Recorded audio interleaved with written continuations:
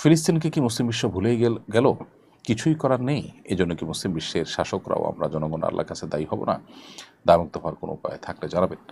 আল্লাহ মাফ করুন, আমাদের সাধ্যের সবটুকুন দিয়ে চেষ্টা করে যাওয়া, ফিলিস্তিনি মানুষের পাশে দাঁড়ানোর জন্য সোচ্চার থাকা, তাদের পক্ষে কথা বলতেই থাকা এবং তাদের উপরে জুলুমকারীদের যতভাবে বয়কট করা সম্ভব, অর্থনৈতিকভাবে বয়কট করা, তাদের পণ্য বয়কট করা, এগুলো আমাদের নিয়মিত যেমন করা উচিত, ঠিক তেমনিভাবে তাদের এই জুলুমের বিরুদ্ধে আমাদের গোটা বিশ্বের মানুষের মুখ খোলা উচিত।